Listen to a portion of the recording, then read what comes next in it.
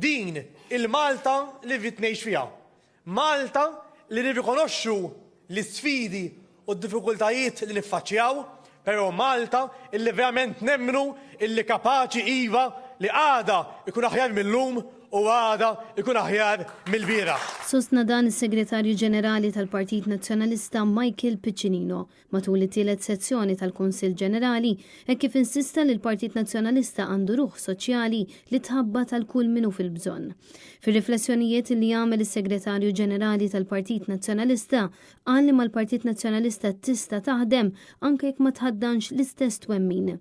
Dan fil-waqt li bħala partit ser naħdmu għal tmexxija trasparenza. Gvern li jkun onest l-ewwel qabel kollox maċ-ċittadini tiegħu u mhux ikun gvern populist. Stħarriġ wara l-ieħor jurina il-liva, il-poplu mhuwiex kuntent bid-direzzjoni li sejjer il-pajjiż. Nixtiequ l-bidla.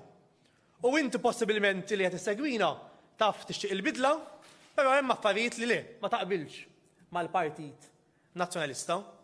Jien ngħidlek, m'hemm bżonn taqbel magħna f'kollox biex tkun magħna. Iraqat magħna ejjew niddialogaw, ejjew infasslu flimkien il-bidla li tant nixtiequ. Għaliex pajjiżna għandu bżonnok. Malta tagħna għandha bżonnok. U jekk inti tixtieq Malta differenti, ejjew flimkien inkunu l-awturi tal-Malta ġdida illi tant nixtiequ. It-tielet sezzjoni plenarja tal-Kunsill Ġenerali tal-Partit Nazzjonalista ġiet indirizzata wkoll mill-President tal-Kunsill Ġenerali Mark Anthony Sammut, fejn insista li jekk hawn partit politiku f'Malta li dejjem żamm dan il-pajjiż żagħżugħ, dan kien ħadd li fil-Partit Nazzjonalista. Mark Anthony Sammut fakkar f'episodji storiċi tal-istorja politika ta' pajjiżna u insista li l-Partit Nazzjonalista kien il-partit politiku f'Malta li wettaq bidliet kbar u għadna ngawdu minn dan il-frott sal-lum. Meta Malta żagħżugħa ħolmot li tista' tkun rajja f'idejha, li tista' tkun indipendenti minkejja li għal eluf ta' snin dejjem kienet taf tgħix biss bħala kolonja, kien il-Partit Nazzjonalista li emmef dik il-ħolma u wettaqa.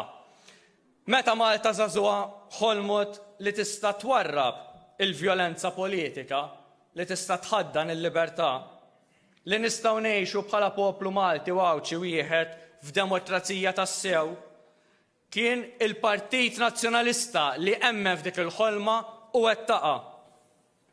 Meta Malta żagħżugħa ħolmot li tista' ssir parti mill-familja Ewropea, li tista' tpoġġi fuq il-mejda tad-deċiżjonijiet mal-pajjiżi l-oħra Ewropej u tkun sieħeb indaqs magħhom. Kien il-Partit Nazzjonalista li għal darb'oħra emmef dik il-ħolma u wettaqa. Tul paġna ġdida ta' Malta żagħżugħa dejjem kitiba il-Partit Nazzjonalista. Mark Anthony Sammut qal li llum il-Partit Nazzjonalista reġa' qed joħlom li nweldu Malta ġdida, Malta żagħżugħa, ħielsa mill-ħakma qarrieqa tal-Labor bifnija minn tieħ il-qalb mill-korruzzjoni u medjokrità. Se naqilbuha dik il-paġna u se jkun gvern ġdid nazzjonalista taħt it-tmexxija ta' Bernard Grech illi jerġa' jikteb paġna ġdida għal pajjiżna. Desiree Grech, Net News.